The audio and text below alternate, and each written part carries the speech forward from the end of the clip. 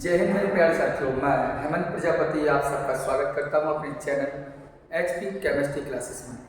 और जैसा कि आप देख रहे हैं, आज हम बात करेंगे मार्कोनिकॉफ नियम पर। मार्कोनिकॉफ नियम है क्या, या मार्कोनिकॉफ नियम किसे कहते हैं, तो कॉमन सा आप समझने का प्रयास करें। लिखा है मैंने, परिभाषा आपको पहले लिखी है कि असममित एल्कीन, असममित एल्कीन अर्थात ऐसी एल्कीन जिनके दो कार्बन परमाणुओं के मध्य द्विबंध है उसमें हाइड्रोजन परमाणु की संख्या समान न हो। कहने का मतलब है, इसे लिखा हो CH और लिखा हो CH2, यहाँ कोई अन्य एल्काइल ग्रुप हो, तो आप देखें इस और इस कार्बन परमाणु के मध्य द्विबंध है, बट इस कार्बन परमाणु के पास एक हाइड्रोजन परमाणु, इस कार्बन परमाणु के मध्य दो हाइड्रोजन परमाणु, अर्थात ऐसी एल्कीन असममित कहलाती है जिनके मध्य हाइड्रोजन परमाणु की संख्या बराबर ना हो, या जिन कार्बन परमाणु के मध्य हाइड्रोजन परमाणु की संख्या समान ना हो, उसे हम असममित एल्कीन कहते हैं। तो इसी के बारे में मार्कोनिकॉफ बात करता है कि असममित एल्कीन की योग अभिक्रिया में, मतलब जो कॉम्बिनेशन रिएक्शन होगी उसमें भाग लेने वाला जो हैलोजन अम्ल होगा, अर्थात हैलोजन अम्ल का मतलब है HFB हो, HCl हो, HBr हो, HIB हो, इनमें से कोई भी यौगिक हो, यदि इस जी जुड़ता है, HI जुड़ता है, HF जुड़ता है, HCl जुड़ता है, Br जुड़ता है, तब उस स्थिति को कहता है जो विद्युत ऋणी तत्व है, अर्थात जैसे कि क्लोरीन, ब्रोमीन, आयोडीन, जो विद्युत ऋणी है वो है उस कार्बन से जुड़ता है जहां पर हाइड्रोजन की संख्या बहुत कम होती है, वहां जुड़ेगा ये वाला पन्ना। जैसे कि एग्जाम्पल में हम आपको बताएं, यहाँ कहा उसने CH3 CH double bond CH2, ये क्या है आपकी एल्कीन है। और एल्कीन कैसी एल्कीन है, 3 कार्बन 1 2 3, अर्थात बोले तो हम प्रोपीन कह सकते हैं। और जो प्रोपीन है उस प्रोपीन में आप देखिए कि कैसी प्रोपीन है, वो असममित है, क्योंकि उन्होंने कहा है असममित एल्कीन। अब कैसे पहचाने असममित एल्कीन है, तो आप देखिए इस कार्बन परमाणु हाइड्रोजन बराबर नहीं है, यहाँ 2 हाइड्रोजन और यहाँ 1 हाइड्रोजन, तो जब असम हाइड्रोजन संख्या बराबर ना हो तो इसे हम कहते हैं असममित एल्कीन।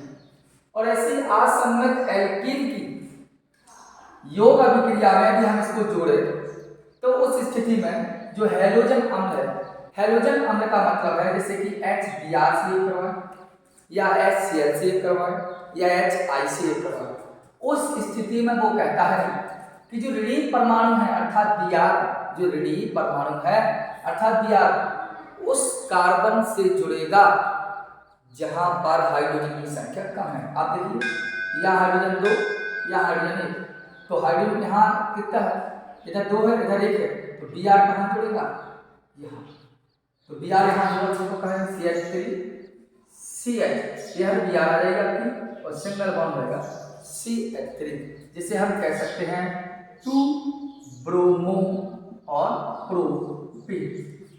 ये कहलाती है मार्कोनिकॉफ नियम। अभी समझ में आया तो पुनः एक बार बात कर लूँ मैं। लिखने दिया CH3C, सिंगल बॉन्ड CH3 और डबल बॉन्ड लगा दिया मैंने CH2, CH3 double bond CH3। यहाँ से आप कार्बन करना पड़ेगा 1 2 3, तो दूसरे पर मिथाइल ग्रुप है, तो हम लिख सकते हैं क्या, लिखेंगे 2 मैथिल, क्या लिखा इसका नाम 2 मैथिल, दूसरे पर मिथाइल ग्रुप 1 2 3 अर्थात प्रो, सिंगल बॉन्ड में डबल बॉन्ड ई, लेकिन फर्स्ट पोजीशन पर, इसका ये नाम करूंगा। अब इसी 2 मैथिल प्रोपीन फर्स्ट का यदि हम देखें इसकी अभिक्रिया, चलो हमने सपोज HCl से कराई, HI से कराई, तो देखो यह एल्कीन और एल्कीन में जुड़ना है HCl, तो इसमें ऋणी परमाणु कौन है, आपको पता है ऋणी परमाणु का क्लोरीन है, तो ऋणी परमाणु वहां जुड़ेगा जहां पर हाइड्रोजन की संख्या कम होगी, तो हाइड्रोजन संख्या यहाँ देखिए, इस कार्बन 2, इस कार्बन 1 भी नहीं, तो कहा होगा Cl कहाँ जुड़ेगा, इस तरफ। तो देखो ऐसी स्थिति हो जाएगी CH3 C और CH3, ये तो कॉमन है। अब Cl इसके ऊपर जुड़ा तो ये जुड़ा Cl, और डबल बॉन्ड से CH हाइड्रोजन का रहेगा, डबल बॉन्ड से सिंगल बॉन्ड, ये हो गया CH3। ठीक, आप कार्बन कहते हैं 1 2 3, तो 2 क्लोरो और 2 मैथिल, कार्बन कहते हैं 3, तो गया प्रोपेन। तो इसे हम कह सकते हैं 2 क्लोरो 2 मैथिल प्रोपेन, ये कहलाएगा मार्कोनी का नियम। एक एग्जांपल और दे दो, फिर एक बार डिवाइड करवा दो। CH3 CH2 single bond CH और double bond CH2, meth eth prop but, तो क्या है ब्यूट, और डबल बॉन्ड से E, तो ब्यूटीन फर्स्ट पोजीशन। ठीक, इसकी यदि हमने सपोज क्लियर कराई HI, ये तो हेलोजन अम्ल है ना, हेलोजन अम्ल है, तो हेलोजन अम्ल कहाँ जुड़ेगा, यहाँ जो ऋणात्मक परमाणु है यह कहाँ जुड़ेगा सर, यहाँ जुड़ेगा, और हाइड्रोजन कहाँ जुड़ेगा, ये जुड़ेगा। तो कैसे हो जाएगा, CH3 सिंगल बॉन्ड CH2 और CH के नीचे क्या आएगा, I और इधर जाएगा हाइड्रोजन अर्थात CH3, 2 आइडो ब्यूटेन मिलेगा। तो यही कहलाता है मार्कोनिकॉफ नियम। पुनः एक बार सुनना, दोबारा अच्छे से बात करो। आप देखिए क्या कहा है, मार्कोनिकॉफ नियम कहता क्या है, असममित एल्कीन। असममित एल्कीन मैंने पहले भी कहा, ऐसी एल्कीन जिन दो कार्बन परमाणु के मध्य द्विबंध हो वो एल्कीन है, और उसमें जो हाइड्रोजन हो वो समान संख्या में ना हो। जैसे कि एक बार और पुनः कहते हैं, जैसे लिखा हो CH और डबल बॉन्ड CH2, यहाँ पर इस कार्बन पर एक हाइड्रोजन और इस कार्बन पर 2 हाइड्रोजन, तो भाई आप देख लीजिए इस कार्बन पर एक हाइड्रोजन, एक कार्बन पर 2 हाइड्रोजन, तो ये ऐसी एल्कीन कहलाएगी, असममित एल्कीन कहलाएगी। ठीक, तो उन्होंने कहा है कि असममित एल्कीन, तो मैंने असममित एल्कीन दिया कि योग अभिक्रिया अर्थात प्लस लगाया, एड भाग लेने वाला हाइड्रोजन अम्ल अर्थात HX बोले तो HBr HCl HCl लिया। ठीक, तो हमने कहा कि जो ऋणात्मक परमाणु का ऋणात्मक तत्व, आप देखिए यहाँ पर ऋणात्मक तत्व नेगेटिव कौन है, Br, तो Br कहाँ जुड़ेगा, वो कहता है उस कार्बन से जुड़ता है, उस कार्बन से, मतलब उस कार्बन जुड़ेगा जहां पर हाइड्रोजन कम है, तो कहाँ जुड़ेगा Br, इस कार्बन से जुड़ेगा, तो Br हमने यहाँ जोड़ दिया। इसी प्रकार Cr हमने यहाँ जोड़ा, इसी प्रकार I हमने यहाँ जोड़ा, वहां जोड़ेंगे जहां पर हाइड्रोजन संख्या कम है। ठीक, आप इसको लिखिए 2 मिनट के लिए।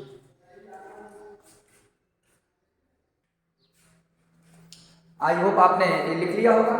चलो तो हम चलते हैं मार्कोनिकॉफ नियम के बाद खेरास प्रभाव क्या है, क्योंकि मार्कोनिकॉफ नियम के जस्ट विपरीत होता है ये खेरास प्रभाव। ठीक, आप ध्यान देना खेरास प्रभाव है क्या। देखिए यहां बात करता हूं खेरास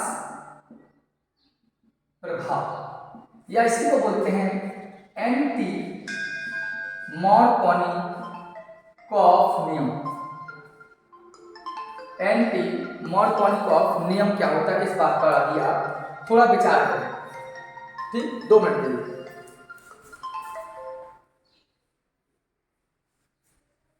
देखिए खेरास प्रभाव की यदि हम बात करें तो खेरास प्रभाव है क्या, या एंटी मार्कोनिकॉफ नियम भी हम इसको कहते हैं। थोड़ा ब्रेन आप लगाएंगे, खेरास प्रभाव कहते हैं या इसी को एंटी मार्कोनिकॉफ नियम। देखिए मार्कोनिकॉफ नियम क्या था कि जो ऋणात्मक परमाणु होगा उस कार्बन से जुड़ता है जहां पर हाइड्रोजन संख्या कम है, तो Br कहाँ जुड़ेगा, यहाँ। तो आपका कंपाउंड क्या हो रहा था, CH3 CH Br और CH3, ये हो रहा था। खेरास प्रभाव क्या कहता है, खेरास प्रभाव यहाँ लिखा एंटी मार्को, मतलब मार्कोनिकॉफ नियम के जस्ट विपरीत।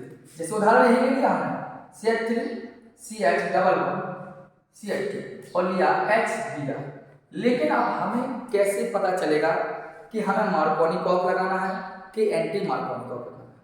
तो एंटी मार्कोनिकॉफ नियम के लिए आपको केवल इतनी बात जानना है, तीर के ऊपर हमेशा पर ऑक्साइड रखा मिलेगा आपको, पर ऑक्साइड या बेंजोक्साइड, ऐसा सिस्टम आपको तीर के ऊपर रखा मिलेगा। मतलब अभिक्रिया में द प्रेजेंट ऑफ पेरोक्साइड, अगर पेरोक्साइड की उपस्थिति है और कोई एल्कीन की क्रिया हैलोजन अम्ल से होती है, उस स्थिति में हम क्या करते हैं, खैरास प्रभाव या एंटी मार्कोनिकॉफ नियम लगाते हैं। ठीक, तो एंटी मार्कोनी क्या होगा, उल्टा। मार्कोनी का कहता है ऋणी परमाणु कार्बन कम तो हाइड्रोजन कम वहां लगेगा, लेकिन ऐसा यहाँ नहीं होगा। बी आर कहाँ लगेगा, जहां पर उल्टा करके हाइड्रोजन यहाँ लगेगा, यही कहता है। मार्कोनी का बी आर जहाँ हाइड्रोजन कम और एंटी मार्कोनी जहाँ हाइड्रोजन ज्यादा। अब ज्यादा शब्द हो गया यहाँ, तो ज्यादा से मतलब नहीं, असम एल्कीन के दो कार्बन हमारे पकड़ में, तो देखो कंपाउंड बना CH3 CH2 single bond CH2 Br, CH2 Br। इस प्रकार CH3 CH2 CH2 Br अर्थात 2 ब्रोमो वो फर्स्ट यहीं से करेंगे ना 1 2 3, तो 1 ब्रोमो और प्रोपेन, ये आपका कंपाउंड होगा। इस बात को आप ध्यान रखेंगे। तो यह स्थिति हमें स्वयं ध्यान देनी है कि बनेंगे कहाँ, कहाँ जुड़ेगा, कहाँ नहीं जुड़ेगा। ठीक है, तो ये 1 ब्रोमो प्रोपेन आपके इस स्थिति से होगा। तो जी खैरास प्रभाव देखा एंटी मार्कोनिकॉफ नियम कह लीजिए या इसे हम खैरास प्रभाव कहते हैं, जस्ट उल्टा होगा। आप कोई भी कंपाउंड ले लीजिए, जैसे मैंने लिया था CH3 यहाँ लिया CH3 और डबल बॉन्ड लिया CH2, इसकी क्रिया HI से करना है और मैंने लिख के दिया परऑक्साइड। ठीक, परऑक्साइड लिख के दिया, तो यहाँ क्या होगा, परऑक्साइड की उपस्थिति इसका मतलब है मार्कोनी का नियम की विपरीत, अर्थात आई अभी कहाँ लगती थी, यहाँ लगती थी, लेकिन अब आई यहाँ ना लगकर कहाँ लगेगी, आई यहीं लगेगी और H लग जाएगा। कंपाउंड क्या होगा, देखिए आप CH3 सिंगल बॉन्ड C और CH3 हुआ देखो। अब हाइड्रोजन आ गया इसके साथ, अर्थात CH सिंगल बॉन्ड, अरे यहाँ गया डबल बॉन्ड से सिंगल बॉन्ड CH2 आ गया। ये आपका कंपाउंड इस प्रकार फिट हुआ। तो ये मार्कोनिकॉफ नियम और एंटी मार्कोनिकॉफ नियम, आप इसको नोट कीजिए। अब हम बात करेंगे विहाइड्रोहैलोजनी का। ठीक, एक मिनट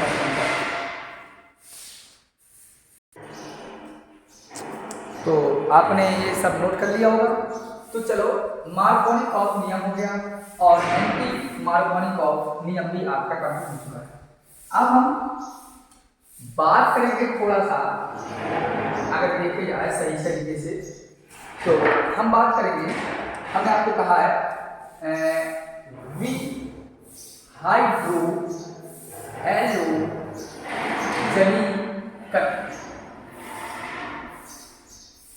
वी हाइड्रो हेलोजनी कहलाता क्या है।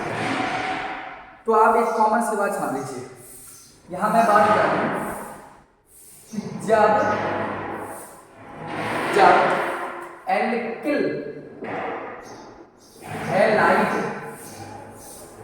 की अभिक्रिया, जब एल्किल हैलाइड की अभिक्रिया एल्कोहलिक, जब एल्किल हैलाइड की अभिक्रिया एल्कोहलिक KOH जलीय QH में एल्कोहलिक, जब एल्किल हैलाइड की अभिक्रिया एल्कोहलिक QH से कराई जाती है, तब होता क्या है, तब हाइड्रोजन हैलाइड का एक अणु का विलोपन हो जाता है। क्या हो जाता है, एक अणु का विलोपन हो जाता है। ठीक, एक हाइड्रोजन का भी और हैलाइड का भी, इन हाइड्रोजन हैलाइड का विलोपन हो जाने के कारण, मतलब अलग हो जाने के कारण, इस अभिक्रिया को हम विलोपन अभिक्रिया भी कहा जाता है। ठीक, विलोपन हो जाता है, इसी का कहा जाता है या तो विलोपन अभिक्रिया कह ले या विहाइड्रो हेलोजनी अभिक्रिया। अब एग्जाम्पल समझिए, जैसे कि आपके लिखा गया है एक एल्किल ग्रुप जो आपको हेलोजन में पढ़ाया हूं, और लिखा है हैलाइड, मतलब तो हेलोजन, यदि इसकी अभिक्रिया KOH से कराई और KOH यदि एल्कोहलिक है, उस स्थिति में क्या होगा। चलो पहले लेता हूं एक्वस फॉर्म AQ। एक्वस बोले तो जलीय स्थिति में कैसे होता है, एल्किल हैलाइड की KOH से उपयोगी करेंगे एक्वस फॉर्म में जलीय स्थिति में। तो चलिए इस चीज में कहा कि कुछ नहीं A और X आप परंतु आ और OH अर्थात एल्कोहल बनेगा। क्या बनेगा? एल्कोहल बनेगा। लेकिन यदि इसी अभिक्रिया अर्थात यही एल्किल हैलाइड ली और इसकी अभिक्रिया KOH से ली बट QH कैसा होना चाहिए?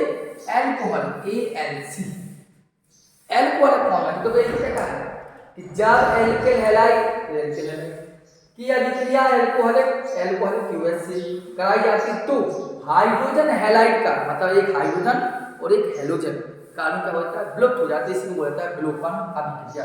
आप देखें होगा क्या? जो K और X निकला। अब जो OH होगा क्या करेगा? यहाँ के एल्किल ग्रुप से OH यहाँ के एल्किल ग्रुप से एक हाइड्रोजन को निकालेगा, वो बना क्या देगा? जल। और बाद में जो फन्ना बनता है जो बचता है वो कहलाती है आपकी एल्कीन। मेरा कहने का मतलब यह है, अभी एग्जांपल दूंगा, ये तो कॉमन एल्किल रूप के हिसाब से दूंगा।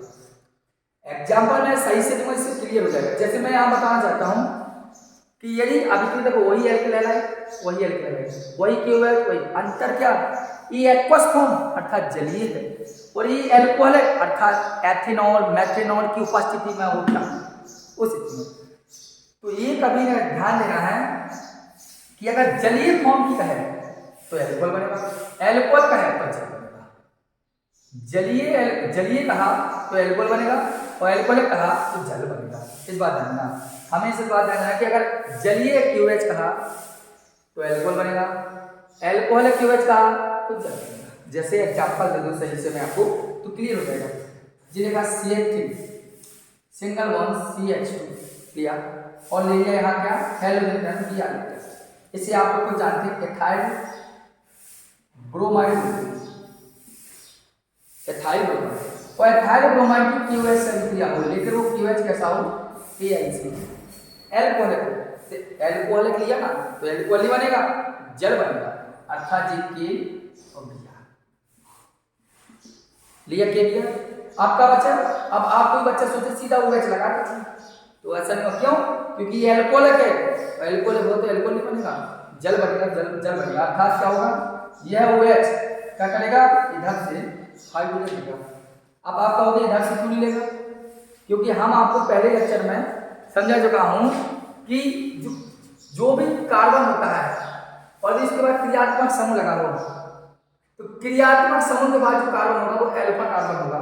अल्फा कार्बन के बाद जो बीटा कार्बन होता है उसका पड़ोसी, अर्थात अल्फा के बाद क्या होता है? उसके पास जो कार्बन होगा वो होगा बीटा, और बीटा कार्बन पर जो हाइड्रोजन होगा उसी को हम लिया जाता है। तो यहाँ पर जो OH होगा, यहाँ ये आपका अल्फा कार्बन और ये आपका बीटा कार्बन, तो कहाँ का लेगा? यहाँ का हाइड्रोजन लेगा, तो यह OH लेगा और ये आपका एक जल का अणु बना देगा, H2 मिलेगा। अब शेष बचा क्या? CH2 डबल बॉन्ड CH2, यही कहलाती है एल्कीन। अर्थात जो मैंने आपको पहले बताया कि हाइड्रोजन हैलाइड, मतलब देखो हाइड्रोजन गया और हैलाइड, हाइड्रोजन हैलाइड और हाइड्रोजन हैलाइड के अणु को निकलने की क्रिया क्या है? विहाइड्रो हैलोजनीकरण, या दूसरा नाम इसको हमने को बताया विलोपन अभिक्रिया। क्योंकि हाइड्रोजन और हैलाइड का विलोप हो जाता है, इसलिए इस अभिक्रिया बोलते हैं विलोपन अभिक्रिया। ठीक, तो ये एग्जांपल इस फॉर्म में भी इस ठीक, इस पर ध्यान देना, थोड़ा लिखिए आप, हम नोट कीजिए 1 मिनट के लिए। देखिए, तो आपने इस एग्जांपल को अच्छे समझ चुका होगा। यदि अभी भी समझ में नहीं तो आप थोड़ा सा पॉइंट मेरे साथ एक बार देखना, इसको नोट कर लिया होगा। चलिए एक बार, जिससे एग्जांपल मैं नहीं चाहता हूँ कि कोई इसी प्रकार की संशय, यदि कोई भी प्रकार की संशय यदि मस्तिष्क में है, कोई डाउट हो तो आप कमेंट बॉक्स में हमें कमेंट कर हमसे आंसर आप अगले नेक्स्ट वीडियो में आप प्राप्त करते हो। देखिए जैसे कि मैं बात करूँ, लिया एग्जांपल CH3, लिया एग्जांपल CH2 और लिया CHBr और यहाँ लगा दी CH3। ये पूरा का पूरा एल्किल और Br लोग एल्किल ब्रोमाइड, मतलब meth eth prop 2 bromo butane हुआ। क्या बोलते हैं? 2 ब्रोमो ब्यूटेन। ठीक, और 2 ब्रोमो ब्यूटेन की वैसे ही अभिक्रिया KOH से, लेकिन वो KOH कैसा हो? एल्कोहलिक फॉर्म में। एल्कोहलिक होगा तो जल, जल होगा तो एल्कोहल। इस बात को आपको ध्यान रखना है। जैसे हम आपको बात करें जी, आपका के है प्रक्रिया वही लेगा के बी हुआ। आप क्रियात्मक समूह दिया मेन क्रियात्मक समूह, पर क्रियात्मक समूह तो है तो बिया है तो यहाँ अल्फा कार्बन, ठीक, तो ये अल्फा कार्बन तो ये बीटा कहलाया और इसका ये भी बीटा कहलाया। तो अल्फा कार्बन ये बीटा और ये बीटा दोनों तरफ क्या है आपके बीटा कार्बन है। अगर दोनों तरफ बीटा कार्बन है तो हमारा बीटा कार्बन का ही सर हाइड्रोजन जाता है जल बनाने के लिए। तो सर हम चाहे यहाँ का लीजिए चाहे सपोज दैट हमने यहाँ का हाइड्रोजन लिया तो हाइड्रोजन गया OH के पास बनाया जल, यही बनाएगा। अब जो कंपाउंड कैसा बना देखिए आप यहाँ देखिए CH3 बचा, CH2 बचा तो CH3 CH2 single bond CH ऐसा बचा ना, और जी वाला बॉन्ड का क्या हो जाएगा आपका डबल बॉन्ड CH2 ऐसा बनेगा।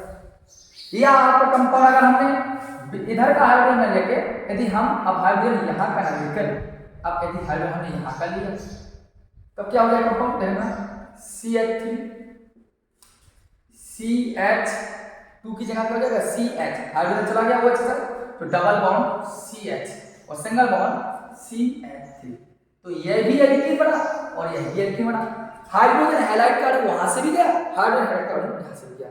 मतलब ऐसी स्थिति जब उत्पन्न हो तो यह सेट-जेफ नियम कहलाता है। क्या कहलाता है? सेट-जेफ नियम कहलाता है सर। इस बात को आप नोट कर लीजिए, अच्छे से लिख लीजिए कि यदि बीटा हाइड्रोजन यदि 2 हो तो उस स्थिति में हम कहीं के भी हाइड्रोजन ले सकते हैं और हमारे पास 2 असममित एल्कीन, हमारे पास 2 एल्कीन प्राप्त हो सकती है। तो आप देखिए 2 एल्कीन, एक एल्कीन यह भी है और यह एल्कीन यह भी है। तो अब इसमें से कौन सी एल्कीन मेन प्रोडक्ट होगी और कौन सी को प्रोडक्ट होगी? तो हमेशा ध्यान देना जो इस एल्कीन के बीचों बीच द्विबंध होगा वह है मुख्य कहलाएगा और जो आउटर हो तो यह सह उत्पाद कहलाएगा। इस बात को आप ध्यान देंगे तो आप समझ में आ चुकी होगी वी हाइड्रोहेलोजेनिक अभिक्रिया किसे कहा जाता है। मार्कोनिक अभिक्रिया आपने देखा, एंटी मार्कोनिक अभिक्रिया देखा और वी हाइड्रोहेलोजेनिक अभिक्रिया। आई होप कि आपको ये समझ में लेक्चर आया होगा।